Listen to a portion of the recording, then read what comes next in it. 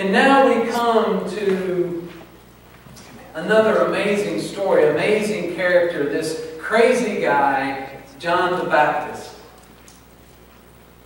This wilderness, crazy, weird guy who Jesus comes to baptize him.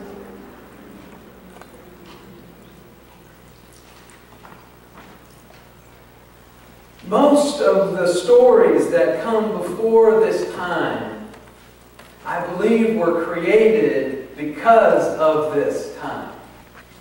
And the rest of the story is the story because of this time. This event, whether historical or symbolic, this moment somehow changes the course of history. This moment. In the story of the birth and Advent, we experience God raising up from the earth. God claiming that God is fleshy. Advent is this celebration that the Spirit comes and is in the world, is in the fleshiness of the world, the ground of the world, in the water of the world.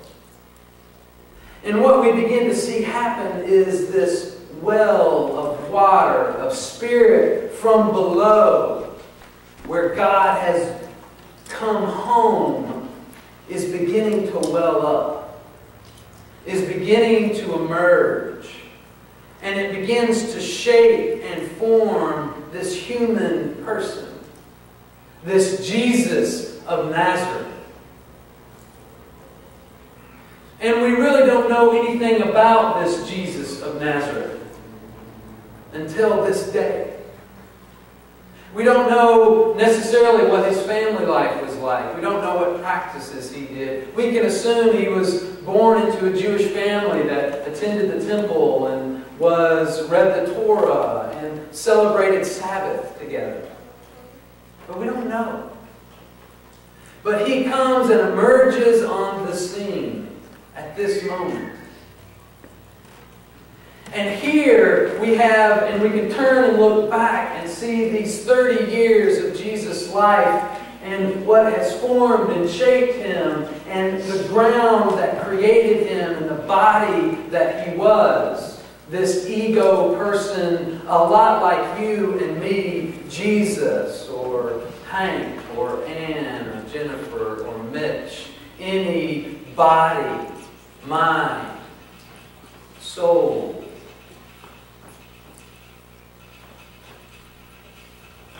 And then something amazing happens, and the image changes from the earth and the belly of Mary and the ground. And we begin to hear, when Jesus is baptized, that the heavens were torn apart. The heavens were ripped apart, and the Spirit, the love of God that was in and all of the earth and the ground and the water, now comes together and it meets. And maybe for one of the few times in the history of humanity, in a human body, the earth and the heavens collide.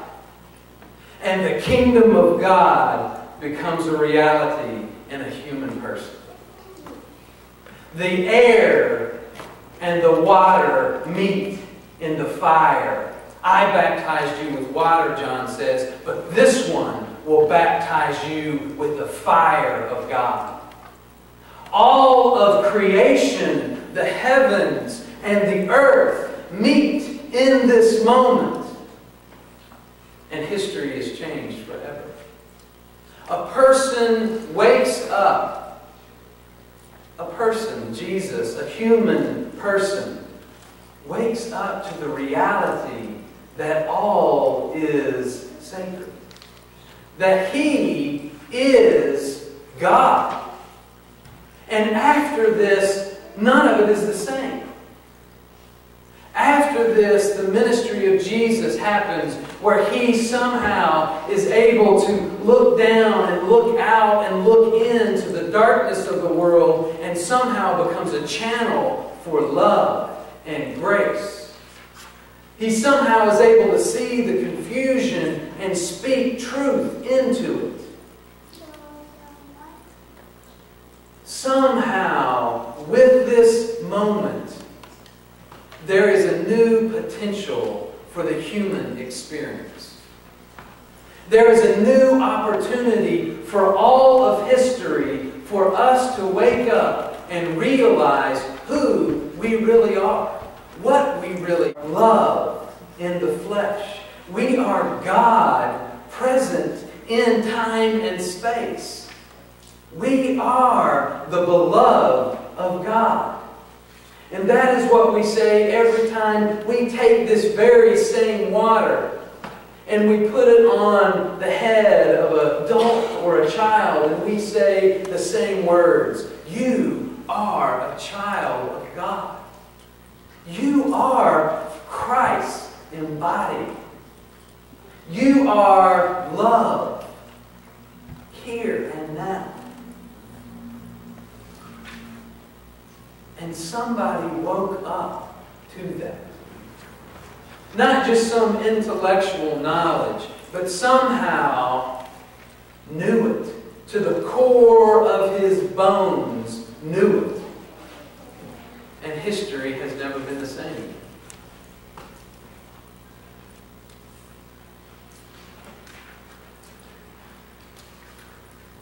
And the rest of the story is this person who lived transparent to this love, so that the kingdom of God becomes a reality in His presence in the world. Heaven and earth meet. And we're potentially all different.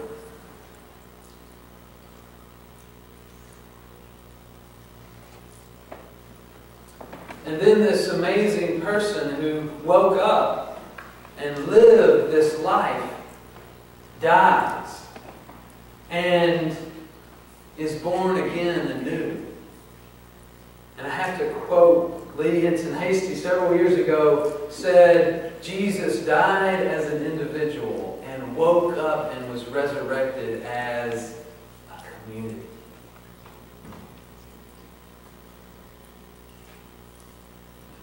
As us, Christ is resurrected and wakes up as us. As the space between us, now where the kingdom of God will become a reality in the world. The next Messiah is not an individual, we say. It is a community. Paul says, you no longer live. No longer lives. Steve no longer lives. Joe no longer lives. It is Christ who lives in you. The old life has gone. The new life has come. That's not some fairy tale. That is a true reality of the potential of human beings in the world today, is that we can wake up. Not as individuals. It's not about me and Jesus and whether or not I'm going to heaven, to hell, or when I die, or whether or not I have this great relationship. It is about shalom, which is a community waking up and embodying in our midst this kingdom of God. We, this community, the space between us, is the reality of that in the world today.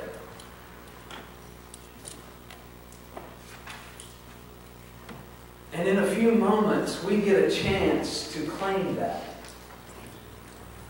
In a few moments, we get a chance to ritualize this grace and this responsibility.